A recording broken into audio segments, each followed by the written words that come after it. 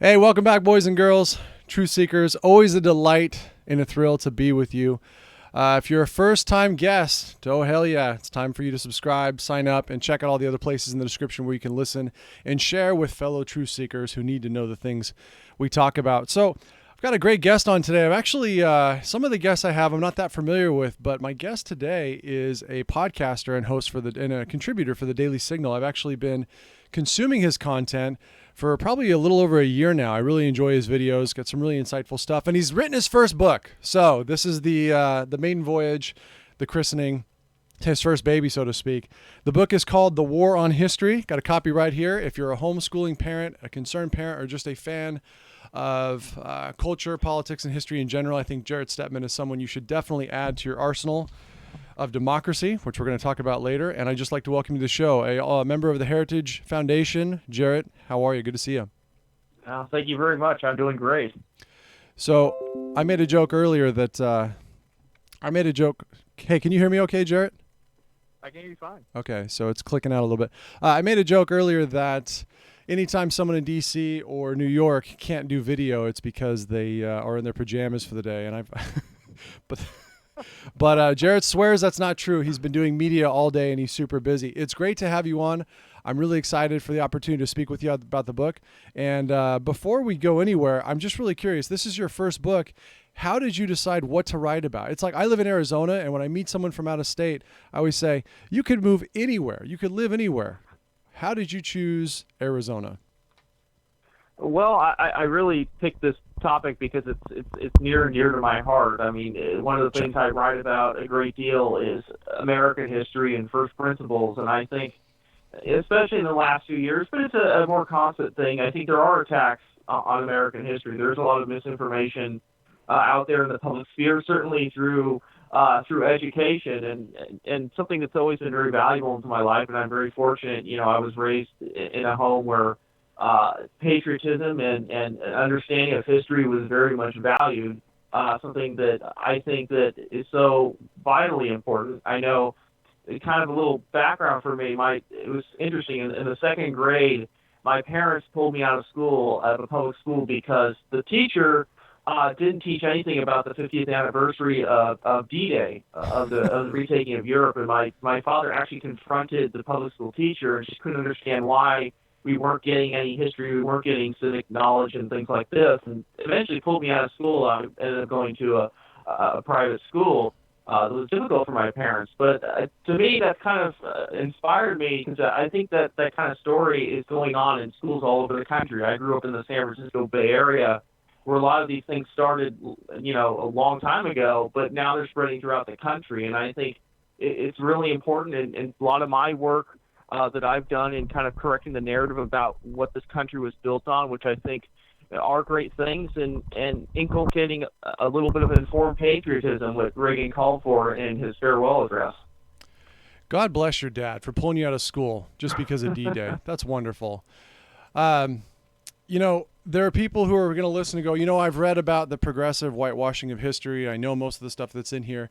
What are some things that you would really highlight if you were pitching the book, which you are, and maybe some things that you learned that you didn't expect as you prepared to release it? Yeah, you know, I don't just focus just on the founding. I mean, I think the founding really is obviously pivotal to a lot of the attacks on American history. I defend a lot of the people throughout our history, too, you know, starting with, you know, Christopher Columbus. And I know that many people know that, of course, Columbus Day is being replaced around the country with Indigenous Peoples Day. Again, something that started off as kind of a crackpot thing in Berkeley in 1992 on college campus, and now it's kind of moved across the country. But I really go through history. I start with Christopher Columbus. I make my way to attacks on the Pilgrims and the Puritans, which I think, you know, Thanksgiving, I think is something that still, I think Americans universally celebrate Thanksgiving, but there are increasing attacks on that legacy, making my way through the founders, specifically Jefferson. I think maybe a more surprising one is, especially for some conservatives, is my defense of Andrew Jackson. I think is a big one who I do think is an essential figure, not just for Americans to continue to celebrate, but for conservatives in particular. I think there's a lot to learn from there. My discussion of the Civil War, which I think, having the view that Abraham Lincoln's ideas were critical to saving the country, but also explaining why, figures like Robert E. Lee, who, made the fateful decision to fight for the Confederacy, whose legacy is important for, not necessarily, being a general. I think most people know that he's known for that, but his what he did as far as the reunification of the country and telling parents to teach their sons to be Americans, not just Southerners. And I think that's an incredibly important thing, And I think a lot of these steps and a lot of these people contributed to the furtherance of America and our institutions. I mean, look, America was founded on great ideas. I mean, there's no question about that. We're an exceptional nation, but we have to contribute also to the flawed people who furthered those things. A lot of them weren't perfect. Human beings are not perfect, but I think many of these imperfect men deserve to be celebrated today. Even if they were flawed, even if we disagree with some of the things that they were about. And that's really what I'm trying to preserve in this book. Not just simply American ideas, but for Americans to have better feelings toward a lot of those who came before them, who grappled with the very difficult decisions that they faced in their lives and ultimately made America a better place, and I think a great one, and one that we should aspire to. So I want to take a second and just talk about one of the general themes. Your book just came out on the 1st, so it's only 2 days old. It's a brand new baby. It's a newborn. And I've had it for a couple of days. I've gotten through 4 or 5 chapters. And it's interesting as I read through it, some of it I already knew, some of it's new to me, and I want to talk about some of those things. But it's fascinating. I always ask the question, cui bono? Who benefits from us not knowing our history? Who feels the need to paint Christopher Columbus as a horrible racist? Why do we need to change the date of our founding to 1619 as opposed to 1776? Why is it that we need to whitewash the totalitarian century of the 20th century, which I think it was Paul Johnson who called it the century of bloodletting, or Terrible 20th. What is the outcome of this? Who does it benefit? Why do we need people to not understand what was important about these people? And I have a couple thoughts. I want you to chime in once I kind of flesh these out a little bit. I think it benefits the radicals. I mean, we have these same polls that show that American civic knowledge is, especially for younger generations, in a state of collapse. You see a lot of people also embracing things like the idea of socialism and things like this. And I think that for many, they want to fill the gap. I don't think it's pure nihilism on the part of many of, I think, the more thoughtful actors kind of on the other side of this, who are intentionally going after American history. I mean, obviously, a lot of, people talk about, Howard Zinn, his effect on history, but there's a very good reason why he was doing these things, to sever Americans from their history, from the ideas that made this country great and the people that made this country great, is a way in for radical doctrines that are very much counter to those things. I mean, if you can make people believe that actually, your country, you think America's great and exceptional, but it's actually exceptionally bad, and, here's why you should have a grievance against it, and we have the way forward. We're going to start off at year 0, and we're gonna tell you about all these doctrines that are going to get rid of all the oppressions, all the isms, all the things you've been told about, into your brave new future. And I think that is what is behind a lot of these things. I don't think these attacks just came out of a clear blue sky. I think they're done with a lot of ideological intent, and I think they're done with a clear purpose to distort our history, to reframe it for political purposes.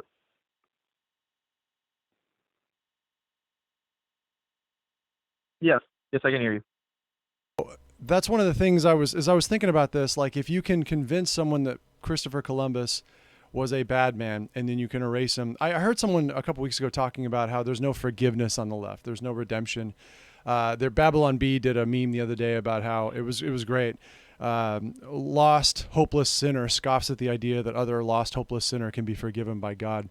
I saw that clip last night of Amber Guyton's victim's brother asking for a hug and thought, Trump took a lot of heat for saying that we're on our way to a next civil war. But if that happened, you have to look back at the Civil War and go, if you understand Robert E. Lee, if you understand what the motivations were for these people, the fact that they could reconcile and the country could come back together and be a united nation once again is actually pretty fascinating. But if people, if history is rewritten and people don't care about the things you write about in your book, I don't know that could ever happen. So that's one thought I have. The second one is about cancel culture. You talk about the statues coming down. I had Mary Gabar on a few weeks ago. We were talking about Howard Zinn. So we've already covered Columbus and a lot of that. But in the last chapter, when you talked about totalitarianism, you talk about this need for a strong man, that this meme had gone around the world that people couldn't survive anymore because capitalism had failed them. They didn't have enough money to eat. They didn't have enough food. And we just had to give up on the old system, and we had to bring in strong men to fix everything for us. And that was the craze going around the globe. And we can see where that ended. And we should never go back to that. But we're like dogs going back to our vomit. We can't help ourselves. And so that's the themes that I'm getting out of your book are, if we can't learn to forgive, if we can't learn to appreciate the good things, if we have to cancel people for the bad things they do, we'll never appreciate or want to learn about the good things. And then where does that leave us? Can any of us meet the standard that's left over? Yeah, and that is absolutely the theme that I do try to hit in this book. I'm not here to kind of, whitewash the past and make it just seem like all oh, it's just this golden era, it's always perfect, and, we're bad today. It really is not like that. A lot of these people in the past dealt with the complexity of life, and we're going to have to deal with that too. And sometimes I think one of the great things about, especially following the American Civil War, which was, it's hard for Americans today to even imagine the kind of violence that took place. I mean, people's, tempers toward the other side were, vicious and incredible. I mean, so many Americans died. Everybody had lost family members. And the road to rebuilding, if you understand, the history of civil wars in this world, most don't end with anything like reconciliation. They end with, decades of violence, usually a permanent separation.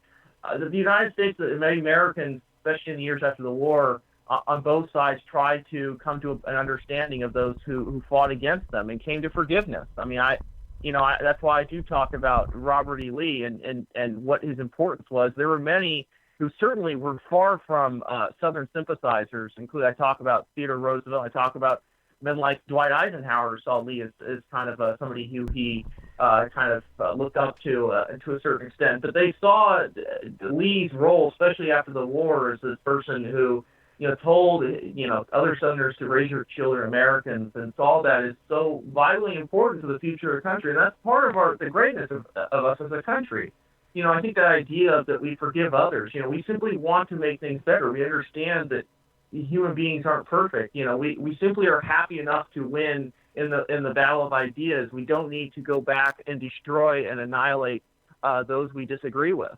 And I think that is kind of the mentality that we have today. I think it's amazing that there are people today that hate Robert E. Lee more than people he was literally shooting at. And that should be telling to us. There are many who try to understand him more than we try to today, and just kind of send people through the past through these kind of very rigid ideological magnifying glass that just it's absolutely incredible. There was a story the other day that people found some statements from early writings from Gandhi, and then Gandhi's he's a racist, and it's like, well, if this is our standard, we're really going to have just a bunch of empty pedestals around the country, and that's an incredibly unhealthy attitude to have. Nobody's going to survive that kind of scrutiny, especially not those in the past who lived in very different times with very different issues that they were debating about and they were fighting over.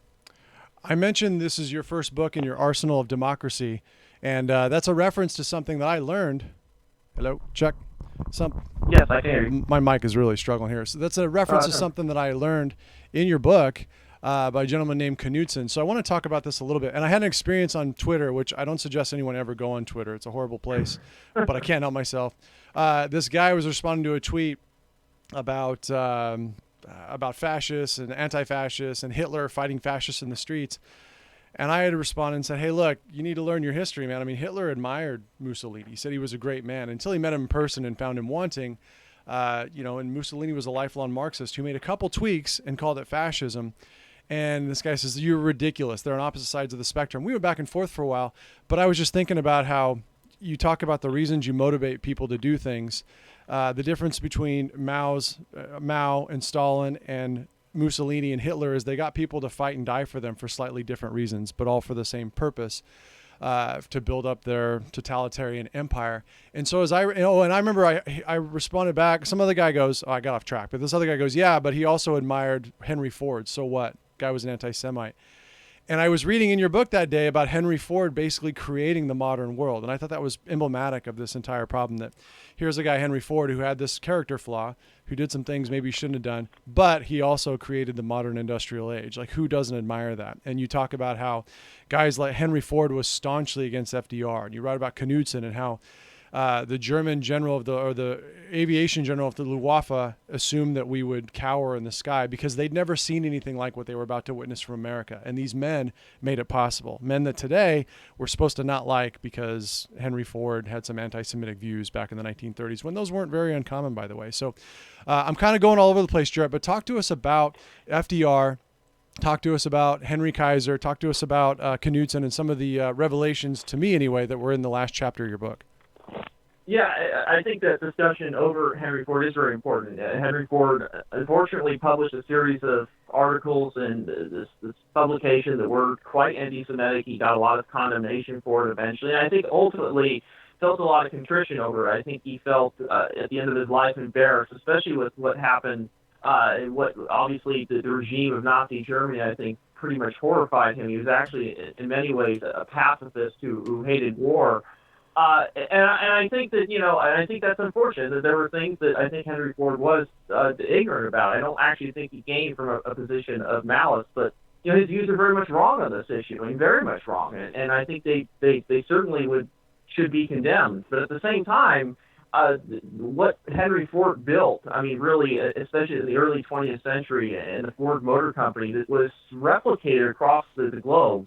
I mean, the reason why Hitler admired Henry Ford, obviously Hitler was an anti-Semite, but he admired the fact that the United States was building this incredible economy based on the ideas of Henry Ford, the kind of machine age, the industrial age.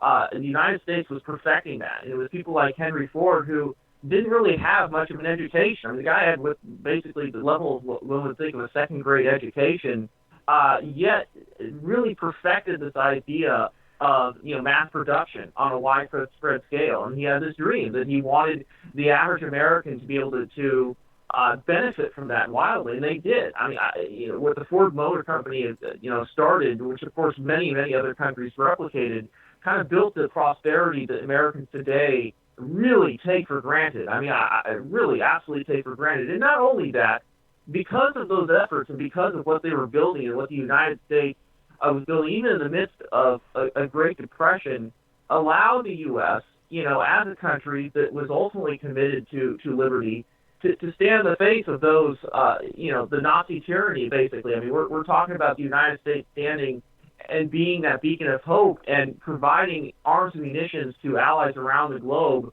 to stop an evil regime, the most anti-Semitic regime in human history, Nazi Germany, and bomb it to smithereens. And that was because of the economy that those like Henry Ford built. And yes, many of his ideas I think we would ultimately reject, but we live in the shadow of what he created with the industry that he created, making the United States an unquestioned superpower. I mean, just really we're such a young country and civilization in many ways, and in such a short time because of the entrepreneurship that is so inherent in the American culture, creating men like Henry Ford. We've done spectacular things, and I think we have ultimately been on the side of good. I think we've ultimately come to the right decisions and certainly ended the evil of the Nazi regime, and then of course turned around and waged a long twilight struggle against the Soviet regime that was in many ways just as bad. And to me, I have a chapter on the American century. Those things don't happen, without people like Henry Ford. Those things don't happen without reconciliation between, the Northerners and Southerners and the offspring that came after the Civil War. It doesn't happen without the ideas of Thomas Jefferson. It doesn't happen without the creation of the United States to begin with the introduction of the Pilgrims to America, and without Christopher Columbus making that fateful voyage in 1492. It was because of that series of events and the people that took part in them that led to those victories and those triumphs. Yeah, as you're talking about it, I was thinking about a skit. I mean, Louis C.K. is one of those people we can't quote anymore because he's an awful human being. But at a time when we didn't know about his high crimes and misdemeanors against #MeToo, he had a skit. Did you ever see the one where Louis C.K. was talking about being on the airplane? Jarrett, you remember that one? No, I didn't. talks about how he's sitting on the airplane, and maybe it's JetBlue because he was on there he was on the tarmac for a long time, and the guy next to him starts losing his stuff. He's like, I don't believe this. This is BS. Oh, what are we doing here? And Louis kind of looks and goes, wait, what? And he goes, we've been on here for 45 minutes. We should be halfway there by now. And he's like, we're on a metal box that's going to take us from New York to Los Angeles in 4 hours. What's your problem? And he's kind of making a bit light of the fact that if there's no nuance, no seeking to understand, if you're just upset about things that upset you and there's no, bigger picture, this is how you act. And then they talk about how they get up in the air and the guy's like, oh, GoGo's not working. I have no internet. This is BS. And he starts, he's cussing, of course. And he's like, wait, what? What's your problem? The guy's like, I paid $10. This is supposed to work. I'm not. He's like, you're streaming Netflix movies in 4K. 30,000 feet off the ground. Like, what's the matter with you? You know what? Let's call the Wright brothers and tell them just to give up right now. And I was thinking about that as I was reading in the last chapter of the book also, that, you got quotes from guys like Goebbels. I have this one written down. What did he say? What can the USA do faced with our arms capacity? Wrote Joseph Goebbels. They can do us no harm. I already mentioned the Luftwaffe captain. And at the time, Detroit, we were only 100 or 200-year-old nation. Detroit had the 4th largest economy and production capability in the world compared to the other superpowers. And you just paint this really great picture of this had never been done in the history of the world. If people have read, the 5,000-year leap or the quest for cosmic justice, it just paints such a clear picture that we should be grateful every day, not just for the air we breathe, but for so many great men and women who have given us what we've given as a gift. We've done nothing for it. And yet, we're not very grateful. We don't understand it, and we don't seek to understand it, which is why we become mindless lemmings who are grateful for public education instead of the things we should actually know and understand. Yeah, undoubtedly, and that's the thing that often bothers me, especially in these debates. You see these activists on campus who want to tear down statues. You see a lot of them actually literally torn them down and kick them, and of course, I'm sure these people think that they're, so brave fighting the man. I do think about the individuals on these statues who are kicking around who dealt with circumstances that were far more difficult than what they'll ever have to deal with in their lives. That those things were created because of those other individuals who were very brave, who often sacrificed, in many cases, everything for them. And to see the level of thanklessness that they get in return, and to see the level of hate that they get from generations that have come after them who don't really even understand them anymore. I think that's really the shame in all this. I think previous generations, have been good at, we both are people looking toward the future, but it can appreciate and admire our past. We don't think that we're just, that right now it should always be just like how it was long ago. I think we're people who expect things to be better, to be more prosperous, for us to do greater things in the future. I think that's a part of the American DNA. Maybe even stemming back from, our connection to Christopher Columbus, discovery of a new world and things like this. This new mentality, this kind of idea of like a perpetual grievance against, people we disagree with in the past. And I think really at the end of the day, thanklessness for the exceptional things that they did pass down to us. I think that's a really new moment. And I think that's what's most disturbing. That's what I'm trying to rebut the most in this book. I'm not trying to paint, this perfectly rosy picture from the beginning. I'm painting the sometimes complicated pictures, but one that, Americans should be proud of their history. We really have always been a great country. We haven't always been a perfect one, but we're one committed to a great cause. We've been a beacon of hope for so many around the globe, and that's something we're celebrating and something that we should want to make better in the future. We shouldn't be wanting to tear down statues. We should be wanting to build ones up and say that, hey, we too can do great things like those in our past have. We're going to do even better. A statue for our generation will have just as much impact as the ones from the last ones. And I think that's how you continue to further a great republic like ours in a spirit of thankfulness instead of grievance. I think you said it best. I pulled a quote from the chapter where you talked about toppling statues, and you said that it's about reminding new generations of Americans that we stand on the shoulders of giants, that to make our country better, we must have valor and courage. And then you said deep down, perhaps what the statue topplers are rebelling against is their own failure to accomplish anything of note. The only way for them, or some of them, to make themselves feel better about not overcoming any great challenges is to diminish great Americans who actually accomplished significant things and made enormous sacrifices to improve their country. And I was on Instagram. Again, don't do that either. It's very unhealthy. But someone sent me a post by Leonardo DiCaprio, and then there was this Made by Jim Bob meme making fun of him because And this whole idea that you can have anything you want in life, you can live what we consider the most superficial, great life you can have, to be Leonardo DiCaprio, and still you're searching for meaning. So rather than, so what do? You save the planet and you tear down anyone who stands in your way. And I resent that so much. I can't even tell you. Before, I want to ask you one more thing, tying it up here. You've got, anytime you write about FDR, I'm fascinated by it. I just read the Roosevelt Myth by Daniel Flynn. And he was a acolyte and a total diehard fan of Roosevelt. And he eventually came to the conclusion that Roosevelt was a total idiot. And then he got Cheryl Atkinson, like the administration turned on him for turning his back on them. But you've got quotes in here from Jay Franklin talking about how government's not up to the challenges of a quick-moving economy. We need more power. You've got a quote from Stalin talking about how we have to do away with this idea of American exceptionalism. I thought, this is like, I feel like I'm watching a democratic debate. These are the same things. I mean, Obama himself said, American exceptionalism. You know, it's just like Greek exceptionalism or XYZ exceptionalism. Isn't this the really dangerous idea that Americans are being raised up with today that needs to be eradicated? It is, and they take it to the next logical step. And I think that's what's remarkable about this. I think obviously there's a lot of antecedents between, you could say, the FDR administration and modern progressivism. I think where it's taken a turn is in the kind of sharp anti-Americanism, especially of the modern left. I think at the very least, Franklin Roosevelt tried to say, certainly he made, the second Bill of Rights. He tried to at least mirror the original Bill of Rights, even if they were in some ways based on very, almost opposite principles. I think the modern left sees things a little differently now. In Roosevelt's day, they try to work with American culture and try to put their progressive views on top of that. Today, they see American culture as the problem, and they see, everyday Americans, average Americans, as, the deplorables who we can't just debate with and convince of our views. We need to annihilate them. We need to destroy them. We need to bayonet the wounded and destroy them in a war on their values, which they think that they can never triumph in this country unless all opposition, all dissent is eliminated and liquidated and truth ultimately suppressed. So, I think that's the kind of how we've gotten to where we are today, and that's how I think, in some ways, this moment is more dangerous. I think ultimately American ideas and principles have triumphed, even though they have been deeply tested. I think there's been a lot of assaults on our Constitution and our way of life.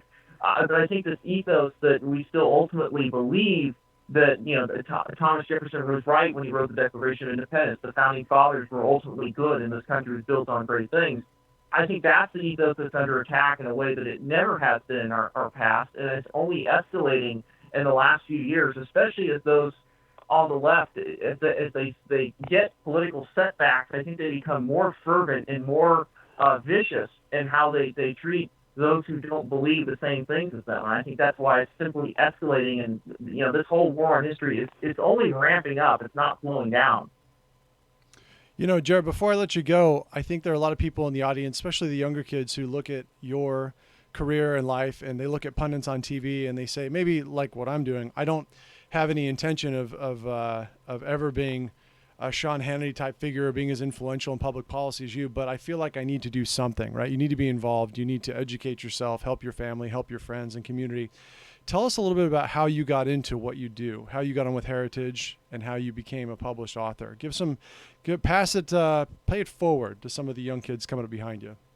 Of course, it's interesting. When I think it really started this journey. Of course, I've always been fairly informed about history and cared about these things, but it really started for me when I was in college. I went to the University of California, Davis, a big California school, and my major was political science, and I felt that to a large extent, I was not being informed about the most important things about history, the most important debates in our country and philosophy and things like this. So I turned a lot to my own reading, quite frankly. I went to Amazon.com. I went to bookstores, and I tried to educate myself about, well, what do the founders have to say about these things? What does the next generation have to say about these critical issues? And I tried to inform myself, I think, really about what politics really is. And I think that to a large extent, you have to do that outside our modern large institutions. I was going to a big university, but my education, and to a large extent, I was self-taught. And unfortunately, there are a lot of resources out there now that are available. I mean, this information age is often used for bad things, but it can be a positive too. And I say,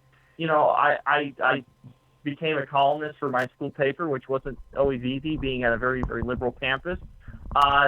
Came to Washington, got an internship in journalism with the National Journalism Center, which was very much helpful for me. I got placed at this publication called Human Events, which just got rebooted, which was Ronald Reagan's favorite paper, and kind of made this journey, which ultimately led me to the Heritage Foundation. I wouldn't call myself, somebody who was being prepared to be, part of, politics and things like that, but, I kind of made my way by educating myself and being a part of that, engaging in this realm of ideas, and putting my name out there and writing it and saying, hey, if I do see things, having a little courage of my convictions to actually, send out an op-ed, a letter to the editor, to a local paper, to try aggressively to make sure that, I'm a part of this movement to, restore American values, which, to me, that's why I came to Washington, D.C. I didn't come here, certainly not to get rich, and certainly, there are a lot of other things I could have done in life, but,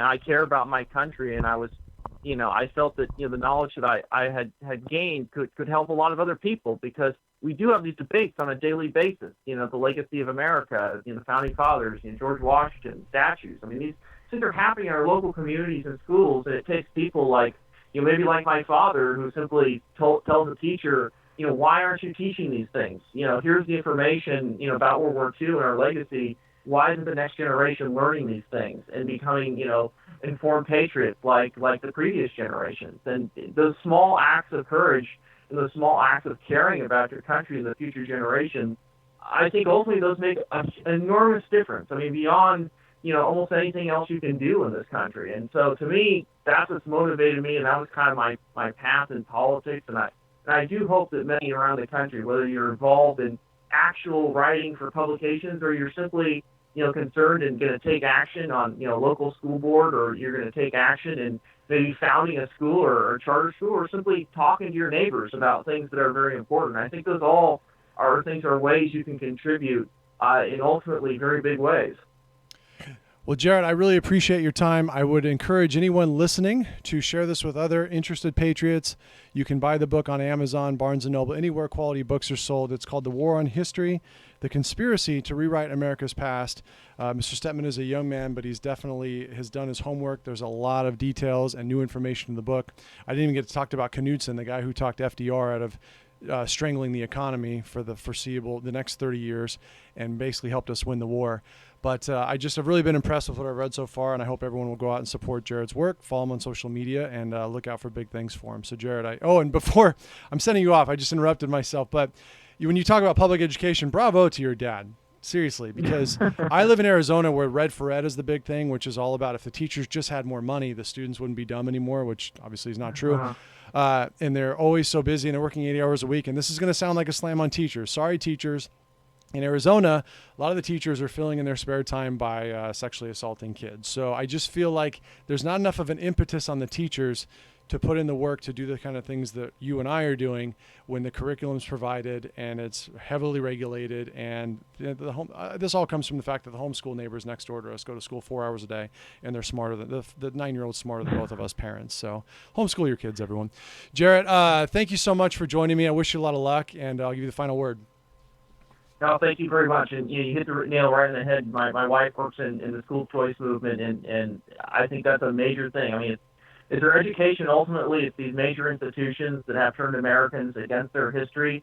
That's the battleground. That's the most important battleground in this country. And I think that people who do care, informed patriots, they can make a difference. They can be people like my father and stand up. We're the land of the free and the home of the brave. And I think that, many others sacrifice a great deal to give us what we have today. We should pay that back to them by standing up for them. And I don't think that at the end of the day, that's a difficult thing. And I hope I give enough information to readers, especially regarding our history, to help them combat a lot of the lies that unfortunately have been used to attack the most important aspects of who we are. The War on History, The Conspiracy to Rewrite America's Past. Links are in the bio. Buy a copy, buy one for a friend. And Jarrett, thank you so much. Best of luck to you. Thank you very much.